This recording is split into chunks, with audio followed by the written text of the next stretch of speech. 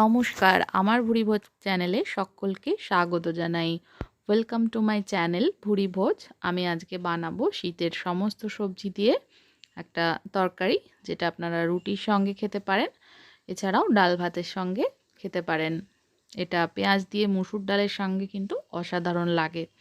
অবশ্যই এটা ট্রাই করবেন। এখানে পেঁয়াজকলি, ফুলকপি, গাজর, আলু, মটরশুঁটি এই সমস্ত সবজিগুলো ছোট ছোট টুকরো করে কেটে নিয়েছি। কড়াইতে সর্ষের তেল গরম করে দিয়ে দিলাম কালো জিরে ফোড়ন। কালো জিরেটাকে একটু ভেজে নিয়ে মিডিয়াম সাইজের দুটো পেঁয়াজ কুচি ও 3-4টে লঙ্কা কুচোনো একসাথে দিয়ে তেলের ওপরে ভালো করে লাল করে ভেজে নিতে হবে। পেঁয়াজটাকে লঙ্কার সাথে একসাথে ভেজে নিয়েছি। এটা দেখুন লালচে কালার হওয়া শুরু হয়ে গেছে। এবার আঁচটা কমিয়ে দেব যাতে পেঁয়াজটা পুড়ে না যায়। আঁচটা কমিয়ে দিয়ে সমস্ত সবজিগুলো দিয়ে দিচ্ছি। পেঁয়াজ কলি, ফুলকপি, গাজর সব এরকমভাবে ছোট ছোট টুকরো করে কেটে নিয়েছি। সমস্ত সবজিগুলো একসাথে দিয়ে দেব। এর মধ্যে মটরশুঁটিও রয়েছে, গাজর রয়েছে। এটা কিন্তু ভীষণ হেলদি একটা সবজি এবং খেতে তো অসাধারণ লাগে।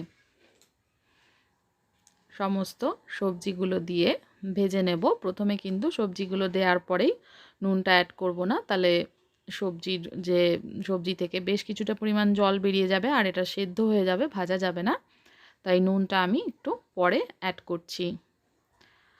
5-6 মিনিট মতন সবজিগুলোকে ভেজে নিয়েছি। 5-6 মিনিট ভেজে নেওয়ার পরে আমি এর মধ্যে দিয়ে দেব ক্যাপসিকাম কুচোনো আর একটা পেঁয়াজ এইভাবে টুকরো করে কাটা।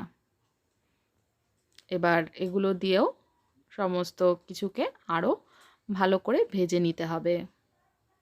ক্যাপসিকাম পেঁয়াজ দেওয়ার পরে আরও 10 মিনিট মতন সবজিটাকে কম আঁচে ভেজে নেব। ক্যাপসিকাম আর পেঁয়াজটা দেওয়ার পরে কিছুক্ষণ নেড়েচেড়ে নিয়ে আমি এতে স্বাদ মতো নুন অ্যাড করে দিলাম। এবার নুনটা ভালো করে মিশিয়ে নিয়ে সবজিগুলোকে আরও কিছুক্ষণ ভেজে নিতে হবে। এখানে আমি যে সবজিগুলো অ্যাড করেছি সেগুলো ছাড়াও আপনারা ইচ্ছে মতন আরও সবজি অ্যাড করে এটা এইভাবে রান্না করতে পারেন। এর মধ্যে কুমড়ো, সিম, মূলো ইত্যাদিও দিতে পারেন, ভীষণ ভালো লাগে। এটা খেতেও যেরকম হেলদি, এর মধ্যে অনেক কিছু হেলদি সবজি রয়েছে এবং এটা কিন্তু ভীষণ সুস্বাদুও। দেখুন এটা এইভাবে অল্প আঁচে এটাকে ভাজা ভাজা করে নেব। বেশ সুন্দর ভাজা ভাজা হয়ে গেলে এর মধ্যে অল্প পরিমাণে একটু জল অ্যাড করছি, যাতে সবজিগুলো ভালো করে সেদ্ধ হয়ে যায় এবং তরকারিটা মাখা মাখাও হয়।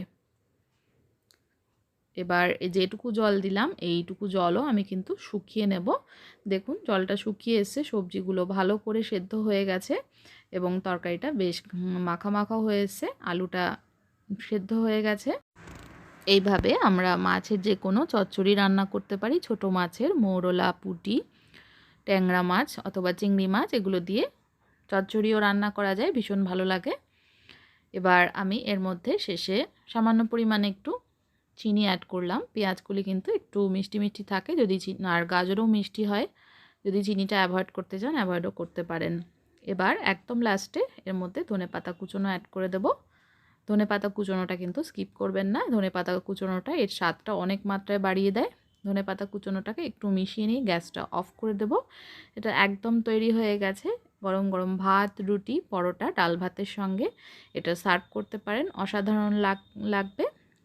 রেসিপিটা ভালো লাগলে আমার চ্যানেলটাকে সাবস্ক্রাইব করার অনুরোধ রইল।